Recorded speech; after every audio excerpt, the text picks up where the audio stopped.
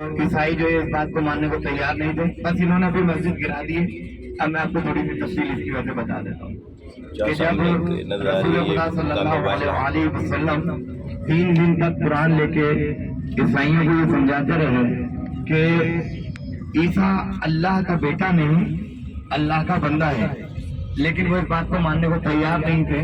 वो ये कहते थे कि चूंकि ईसा का कोई बाप नहीं और इसलिए वो अल्लाह का बेटा है। 3 दिन तक रसूल क्या कहते रहे? 3 दिन तक रसूल सूरह तौहीद पढ़ के सुनाते रहे, कुल हुवल्लाहु अहद, अल्लाह अहद है, अल्लाह समद, लेकिन उनकी समझ में कुछ नहीं आया। क्यों नहीं आया?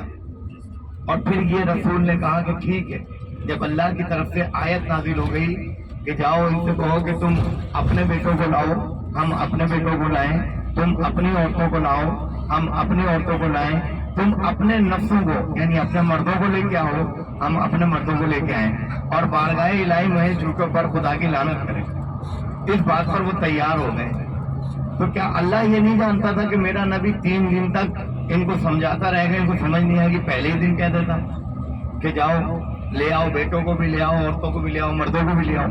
लेकिन अल्लाह ये दिखाना चाह रहा था कि अगर मैंने अपने हबीब से ये कहलवा दिया कि भाई मैं तुम्हारे दरमियान 2 गिरां कदर चीजें छोड़ के जा रहा हूँ, एक अल्लाह की किताब यानी कुरान, दूसरे अपने अहले बैत, तो भाई ये दोनों चीजें साथ साथ होंगी तो कुरान समझ में आएगा।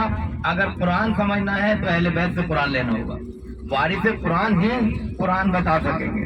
तो अल्लाह ने दिखा दिया कि जिस पर कुरान नाजिल किया उसके लिए कुरान काफी नहीं हुआ, तो आज जो दुनिया कहती है हमारे लिए कुरान काफी है, तो बगैर अहले बैत के कुरान कैसे काफी हो सकता है? तो जब तीसरे दिन आपसे ये बात हो गई और जब वहां पे आ गए मुबाइले के लिए जब पहुंचे, तो अब किस तरह चले कि भाई क्या अल्लाह ये नहीं जानता था कि मेरे हबीब जो है उनको मैंने जो बेटे दिए थे वापस ले लिए? जानता था, लेकिन यहाँ लफ्ज इस्तेमाल हुआ बेटों का। क्या ईसाई ये नहीं कह सकते थे कि भाई ये क्या क्या बात हुई थी बेटों की? आप बेटों की जगह नवासों को, क्योंकि इमाम हसन इमाम हुसैन बेटों की जगह लेके आए, औरतों की जगह जनाब फातिमा ज़हरा सलामुल्लाह अलैहा है, और मर्दों में मौलाए कायनात है। वाहिद मैदान मुबाइले का मैदान है कि जहां अली पीछे है, वरना किसी भी मैदान में जंग के अली को रसूल ने अपने आगे रखा है। यहाँ पीछे इसलिए रखा कि चूंकि मर्दों की बात आई थी आखिर में, तो पीछे इसलिए थे कि कल को कोई ये ना कहता कि अली से करके उन्होंने जो है मुबाइला करने से इनकार कर दिया और जजिया देने का वादा किया।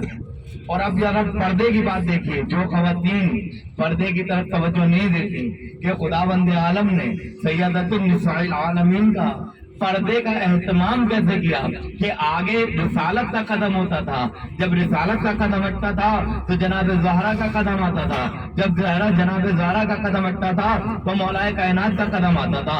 यानी एक तरफ रिसालत का पर्दा था, दूसरी तरफ इमामत का पर्दा था। ये पर्दे की हालत है। आज जो खवातीन अपने पर्दे का ख्याल नहीं करती हैं, एहतमाम नहीं करती, वो किस मुंह से जनाब सैयदा से कहेंगे कि हम उनको चाहने वाले हैं?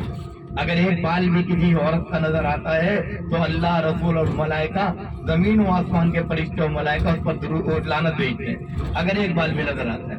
लिहाजा हम अपने अमल को ऐसा करें, मौलाए कायनात फरमाते खबरदार मत तो हमें अली का शिया, अपने अमल को ऐसा करो कि देखने वाले बोले कि हाँ ये अली का शिया है। तो अपने अमल को, अपने किरदार को ऐसा बनाइए कि देखने वाले बोले ये अली के चाहने वाले। बर मोहम्मद वाले मोहम्मद सल्लल्लाहु अलैहि वसल्लम।